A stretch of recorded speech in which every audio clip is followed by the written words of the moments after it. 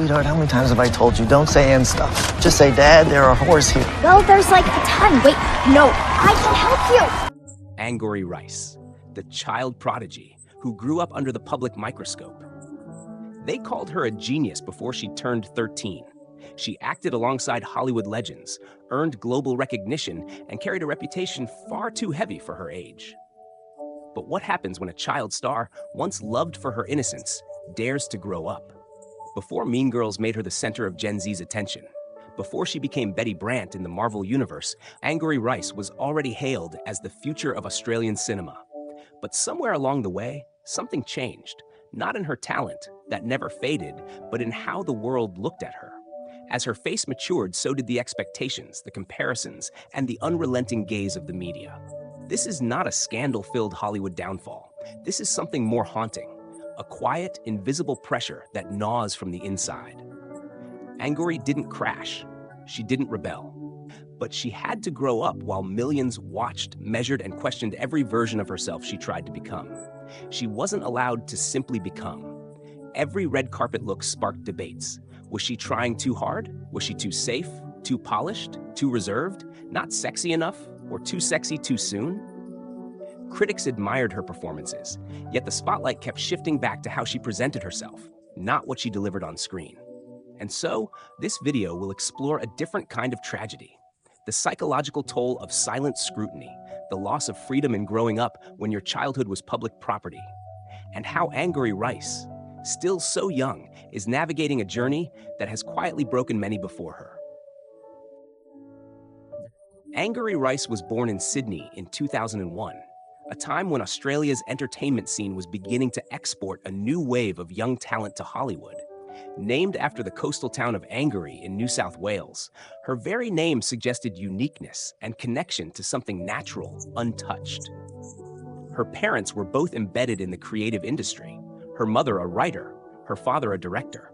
So from the start, storytelling was part of her DNA.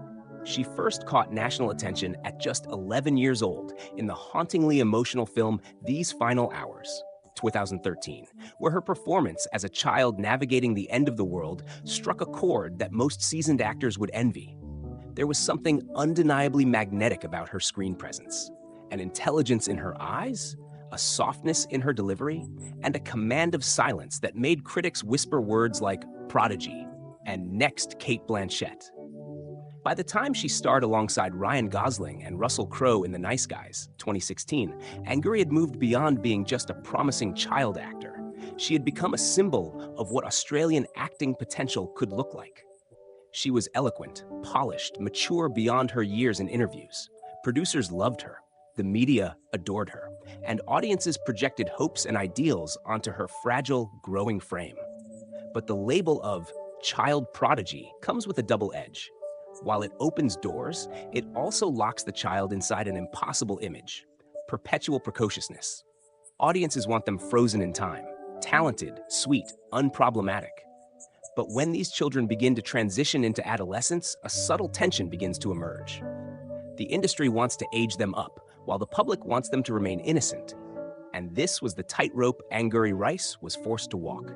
Even as she landed roles in mainstream hits like Spider-Man: Homecoming and its sequels, where she played the smart, sarcastic Betty Brant, Angourie was treated more as a concept than a person. She was the girl who made it, the smart one, the mature one. These weren't just compliments, they were parameters. She had to remain charming, but not too daring, independent, but not distant, feminine, but not overtly sexy. She had to evolve, but not too fast. She had to grow up, but without unsettling anyone. In 2024, when she was cast as Katie Heron in the remake of Mean Girls, it should have been a triumphant moment, a full-circle arrival of the once child star now leading a major studio production. But it wasn't simple. The comparisons were instant and brutal. Was she too soft for the role? Could she be edgy enough? Did she match the pop culture charisma of Lindsay Lohan? Social media debated, dissected, dismissed. Many focusing not on her acting, but on her energy, her face, her vibe. What they didn't see was a young woman trying to navigate a career where the expectations had been set when she was still losing baby teeth. Beneath the spotlight, a quieter, more suffocating drama was unfolding. the performance of becoming a woman in full public view, with no room for missteps, awkward years, or reinvention. Angourie Rice's rise wasn't meteoric in the traditional sense. It was precise, deliberate, and deeply admired by insiders who recognized talent before it became a trend. She didn't explode into fame overnight with a viral role or tabloid scandal. Instead, she climbed with quiet force.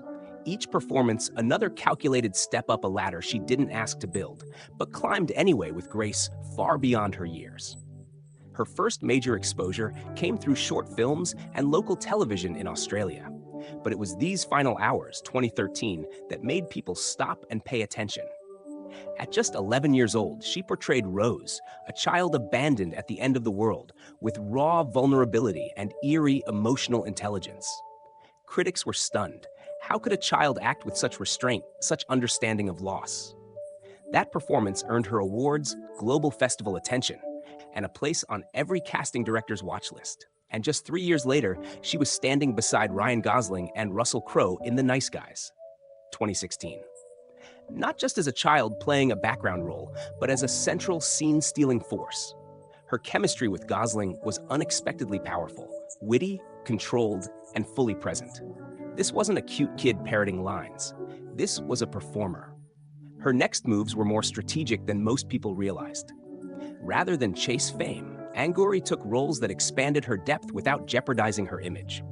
She voiced characters in audiobooks, appeared in Australian indie films, and then, quietly but significantly, entered the Marvel Cinematic Universe as Betty Brant in Spider-Man: Homecoming, 2017. It wasn't a leading role, but it put her face in front of millions. More importantly, it kept her relevant in an industry that forgets easily. But even then, the pressure was mounting. As Angourie matured, the focus began shifting away from just her talent. Red carpet photos circulated with headlines like "Angourie Rice looks grown up in chic look," or "Child star stuns fans with elegant transformation." Compliments on her acting were increasingly laced with assessments of her appearance. Was she aging appropriately? Was she too serious? Too conservative? This was the beginning of the real test, not one she chose, but one thrust upon her by an industry obsessed with categorizing women. While other former child stars were crashing into the headlines with DUIs or explicit rebellion, Angourie maintained a calm, professional front. But behind it was a growing sense of being watched, weighed, and constantly interpreted. Even her decision to keep her private life intensely guarded, no public relationships, no loud opinions, became a topic of speculation. Was she hiding something? Was she too boring to become a real star? Then came Mare of Easttown, 2021, where she starred as the daughter of Kate Winslet's character in the gritty HBO crime drama. It was a turning point, not because it was flashy, but because it was complex. She played a teenager balancing pain, defiance, and vulnerability, and she did it with a quiet mastery that reminded critics just how far she had come. But even in her best performances, the public conversation always circled back to her transition, from child to woman. Every new role was met with commentary not only about how she acted, but how she looked. Her body, her voice, her clothes, nothing was off limits. Then, in 2024, she landed the role of Katie Heron in the remake of Mean Girls, a high-pressure role dripping with nostalgia and expectation. Social media exploded with divided opinions. Some hailed it as the perfect casting. Others questioned her charisma, her ability to lead, even her face. The world wasn't just watching her perform anymore. It was watching her become and criticizing the pace and style of that becoming. And perhaps that was the cruelest irony. Angourie Rice was growing up exactly as she should, on her own terms, with discipline and clarity. But to the world, she was either not enough or too much, depending on the day. Her rise was not a straight line, but a performance in itself. Not just on screen, but in every breath she took under the gaze of a culture that both crowned and caged her. Angourie Rice never had a breakdown. She didn't spiral into addiction or lash out in public. But perhaps that's exactly what made her struggle so invisible and more dangerous. Her darkest truth was not a secret scandal, but a quiet erosion. The psychological burden of having to remain perfectly poised, always pleasing, never controversial, while the world demanded she become both a role model and a star in ways that often contradicted each other. Behind the soft smiles and calm presence in interviews was a young woman walking a constant tightrope between authenticity and palatability. Every choice, what to wear, how to smile, when to speak, was dissected. Fans wanted her to grow up, but only if she did it gracefully. The industry wanted her to be bold, but not polarizing. And social media? It wanted something more dangerous, an image they could control. In her promotional rounds for Mean Girls, Angourie's interviews were polite, measured, thoughtful. But even then, some media outlets criticized her for being too rehearsed. Others said she lacked star energy. Beneath these coded judgments was something insidious: the expectation that a woman must perform likability in ways that are performative yet invisible. She once said in an interview, "I think about my audience all the time. I don't want to disappoint them." The sentence passed quietly, but behind it was a deep fatigue, a weight of having been viewed as someone to aspire to since she was barely a teenager. Unlike her peers, who grew up out of the spotlight, Angourie had no awkward phase, shielded from the public. Her changes were cataloged in side-by-side photo comparisons, Reddit threads, YouTube videos titled "Angourie Rice Then and Now." She never had the chance to make mistakes, and that was the cruelest constraint. Because in the entertainment world, growth is expected, but imperfection is punished. An anonymous source on the Mean Girls set once noted, "She was incredibly professional, almost too much for someone that young. She didn't joke around like the others. She was focused, careful, like she didn't want to give anyone a reason to question her." That kind of vigilance doesn't come from confidence, it comes from fear. Fear of letting down the people who see her as their pure childhood heroine. Fear of becoming tabloid fodder. Fear of being compared to every other young woman in Hollywood who once shined brightly but burned too fast. Her social media presence reflects this same controlled image. No oversharing, no political stances, no emotional unravelings. It's not emptiness, it's self-preservation. She knows the rules. She knows one misstep can rewrite her entire narrative. So she treads carefully. So carefully, in fact, that she's sometimes accused of being bland. But what they call bland is really a defense mechanism, a way to keep one piece of herself safe from a public that has claimed everything else. Critics may call her roles safe, but perhaps that's the cost of survival when you've been made into a symbol before you even had a chance to define yourself. What's most tragic isn't what Angourie Rice has done, it's what she's been denied. The freedom to experiment, to stumble, to rebel, to disappear, and come back different. And so we begin to see the truth. While the world praised her maturity, it quietly robbed her of the right to be young. She is a survivor of a different kind of fame, one that wounds with compliments, pressures with politeness, and slowly erodes identity behind a wall of adoration.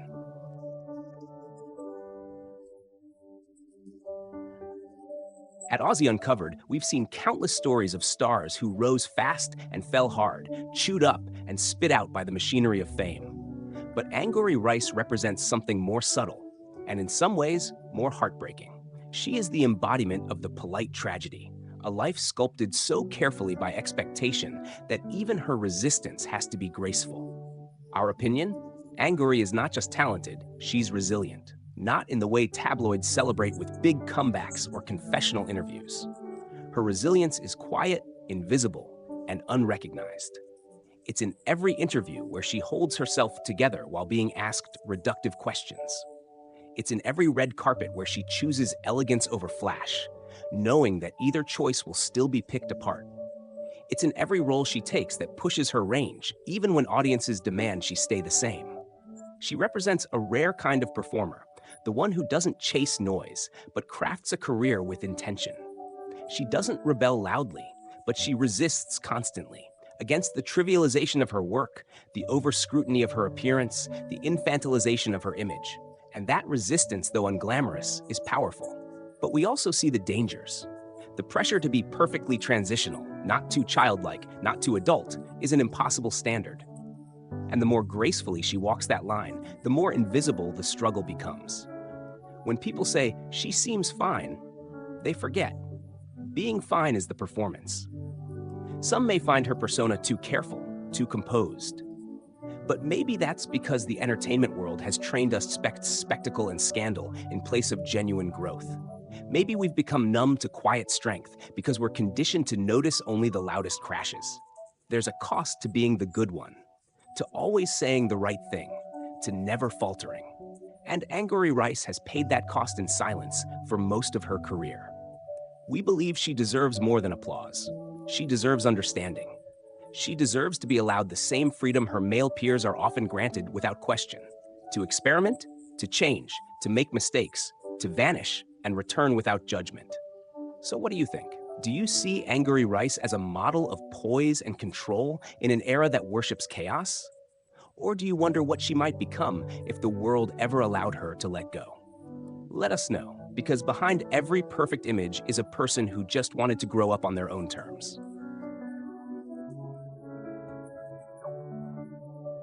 There's something haunting about watching a child grow up on screen, not because of what we see, but because of what we project. We don't just watch them age, we attach our ideals, our memories, even our lost innocence to them. Angourie Rice, for so many, became that mirror, reflecting not just her own evolution, but our discomfort with watching purity evolve into complexity. She never asked to be a symbol. Yet from her very first scene, audiences pinned expectations onto her like delicate lace. To be wise but never jaded, graceful but never provocative, successful but never too ambitious. And through it all, she never cracked. Not in the way the headlines are used to. Instead, she held her shape quietly, molding herself to fit a world that didn't always make room for someone so composed, so careful, so exacting. And yet, there's an ache in her story that lingers. Not from scandal, but from restraint. Not from destruction, but from the things she never got to try. The roles she didn't take, the moments she withheld, the phases she skipped. So many parts of girlhood were sacrificed to the altar of admiration. But maybe, just maybe, that's what makes her journey worth remembering. Because in an industry obsessed with spectacle, Angourie Rice reminds us of something softer, rarer, the quiet rebellion of a girl who refused to fall apart just to be seen. Her legacy may not be built on shock or scandal, but on something even more enduring, grace under pressure, and the courage to grow up with dignity in a world that rarely allows it. Some stories are never told, but now you know. And the next time you see her on screen, whether as the wide-eyed child of yesterday or the sharp, self-possessed woman of today, perhaps you'll remember not just the roles she played, but the silent battles she fought to become herself. Because the brightest lights don't always burn the fastest. Some, like Angourie Rice, simply keep glowing, quietly, beautifully, on their own terms.